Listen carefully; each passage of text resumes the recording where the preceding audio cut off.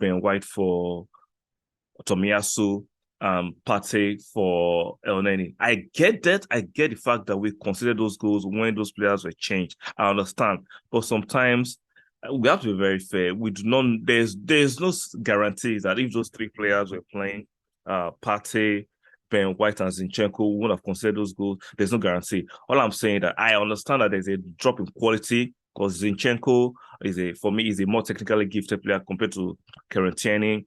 Definitely Partey. In the last two games, Partey actually have recovered balls and which led to goal against West Ham. That fantastic tackle, recovered the ball. That led to our equalizer against West Ham. Yesterday, this goal Saka scored in the first 2 minutes. It was Partey's recovery that actually led to those goals. So we have to understand that even though, my opinion, personal opinion right now, even though the official broadcast station, which is Sky Sport, gave the man of the match to Odegaard, I think my man of the match is Partey because I think Partey is the most important member of that team. Jesus, we can replace in other ways. I don't think we can replace Partey in other ways.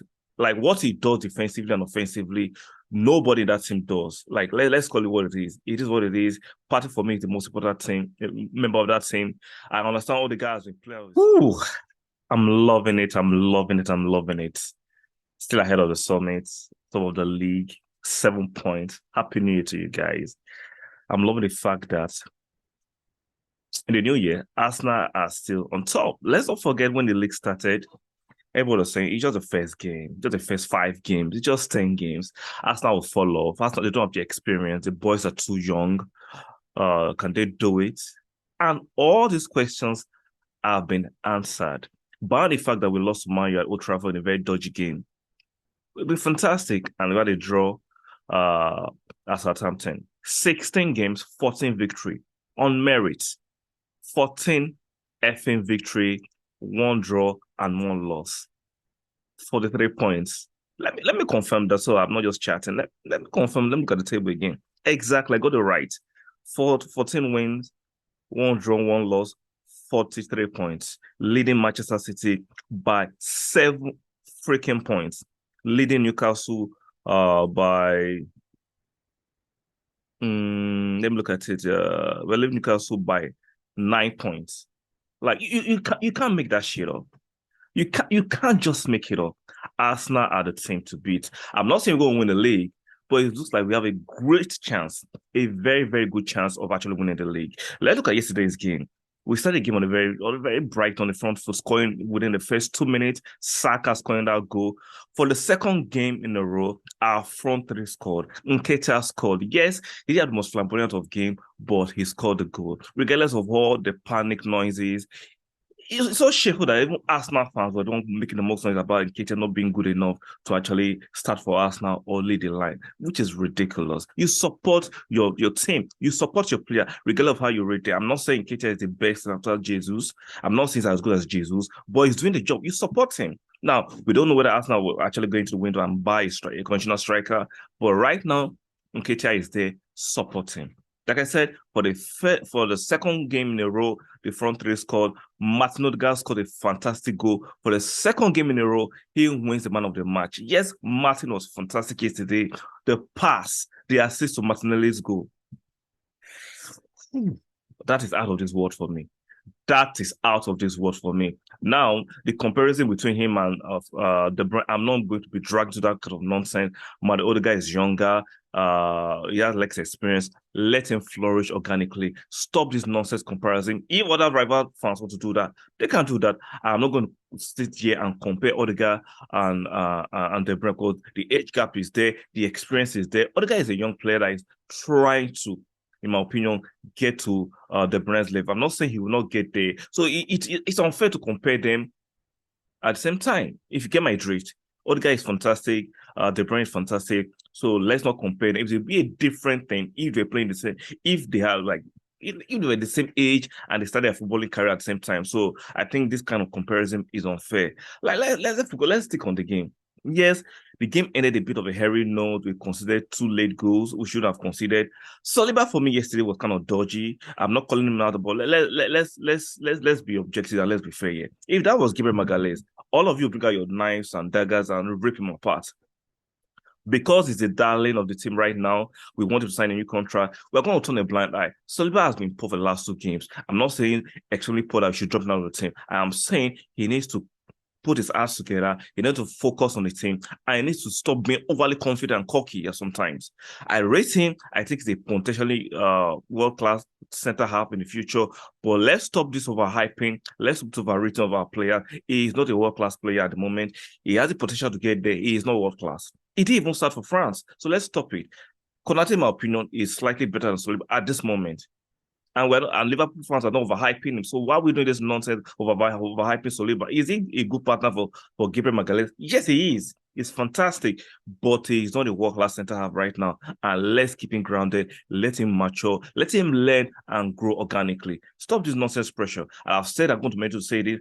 Gabriel Magalhaes is the best defender we have in the club. Yes, does he have hairy moments? Does he have his what you guys call both moments sometimes, but he's still the best center half we have in the club and makes less mistakes.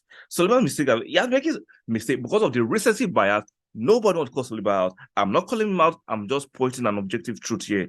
Like, let's stop this nonsense of scapegoating somebody because he has signed a new contract, because we've seen him for a long time. We're beginning to disrespect Gabriel. Gabriel is a top class defender. Saliba is a potential top class defender. Let's give him a chance to grow and let's stop overhyping him. And let's see how the contract situation actually unfolds. No pressure. Let's continue to grow organically and let him cut out all those silly mistakes out of his game.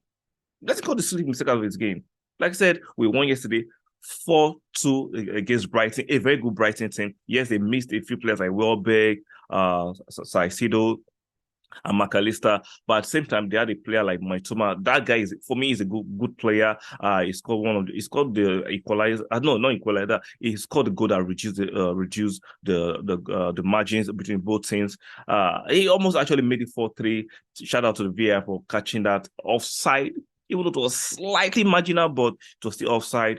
I don't know. We won 4-2.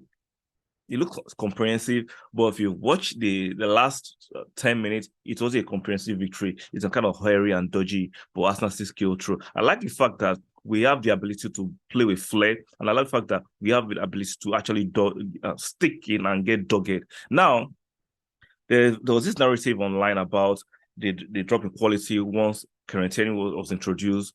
Then we changed Ben White for Tomiyasu.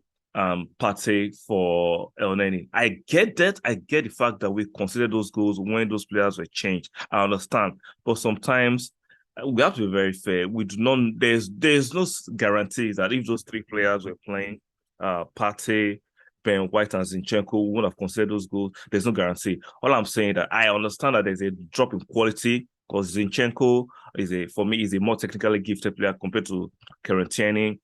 Definitely Partey. In the last 2 games, Partey actually have recovered balls, and which led to goals against West Ham. That fantastic tackle, recovered the ball, that led to a equalizer against West Ham. Yesterday, this goal Saka scored in the first 2 minutes. It was Partey's recovery that actually led to those goals. So we have to understand that. Even though, my opinion, personal opinion right now, even though the official broadcast station, which is Sky Sport, gave the man of the match to Odegaard, I think my man of the match is Partey, because I think Partey is the most important member of that team.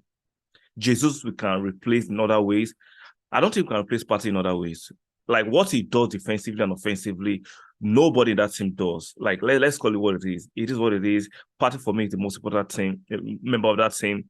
I understand all the guys been playing with his skin, his creativity, his vision is exceptional. But for me, I think Partey is the most important member of that team. Maybe if you disagree, let me know in the comment section. Like, I don't stick to my guns on this one. I've seen it even in the matches we lost last season, and the only match we lost this season against Manchester United, who was missing? Thomas Partey. So, guys, the new year is starting on a bright note. Let's see what we can do against Newcastle. I think that will be another tough match at the Emirates. Watch out for that preview. Like, everything is looking fine. I'm enjoying the fact that we are playing with freedom. We are playing with flair.